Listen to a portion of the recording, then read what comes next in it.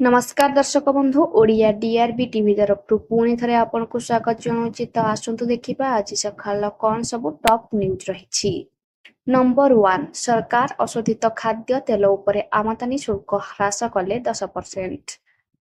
सरकार निष्पत्ति आगामी 2 सप्ताह तेलर खुचुरा मूल्य 5 ରୁ 6% ह्रास होबार आशा कर इमामी एग्रोटेक्र डायरेक्टर एवं सीईओ सुधाकर राव देसाई पिटाई कहते जे खाद्य तेलर मूल्य हाराहारी 17% पर्यंत बढ़ी जाइथिला।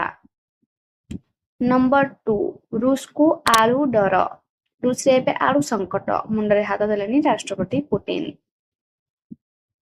यूक्रेन ड्रोन आक्रमण पुतिन को चिंतार पकाउथिला हेले एबे कोनोसी ड्रोन अटैक नुहे बरं आलू संकट रूस को चिंतार पकाइछि कारण विश्वर सबठारु बड़ आलू भक्षणकारी देश थाळीरु आलू अदृश्य हेबा आरंभ होइछि। एही संकट एते गंभीर होइछि जे राष्ट्रपति व्लादिमीर पुतिन निजे एहा उपरे चिंता प्रकाश करछन्ति।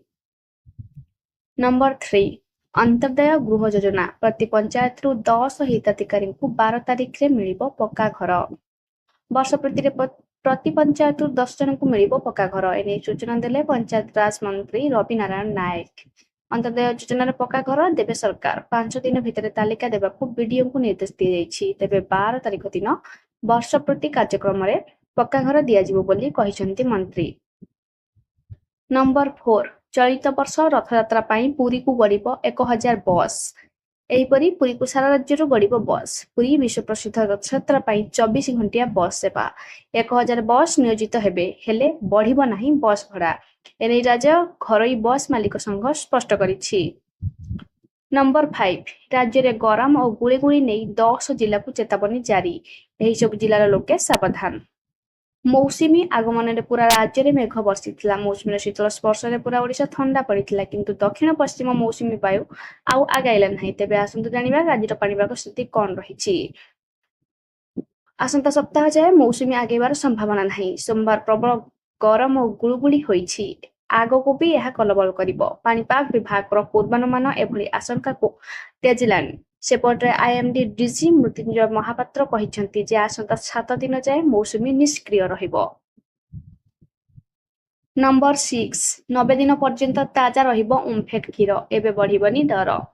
एने सूचना देइछंती ओमफेड परिचालन निर्देशक विजय अमृता कुलांगे। से कहिसंती जून पहिलारु ओमफेड चासी को लिटर पिछा 3 टंका प्रोत्साहन राशि प्रदान करने घोषणा कर मुख्यमंत्री मोहन माझी। यह द्वारा राज्य में 2 टंका 2,50,000 चाषी उपकृत हेबे।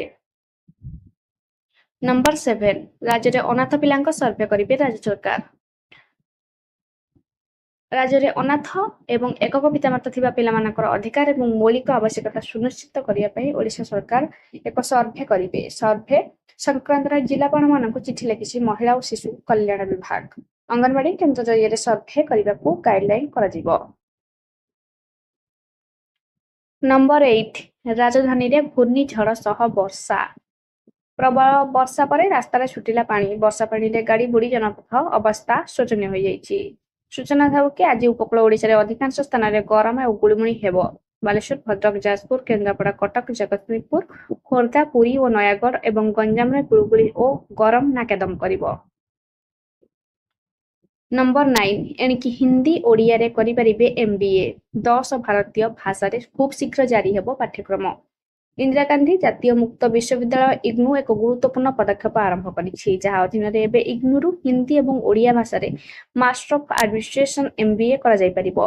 एही परिप्रेक्षी रे इग्नू सोमवार एक समारोह रे हिंदी एवं ओडिया रे एमबीए आरंभ करबाको घोषणा करिछि।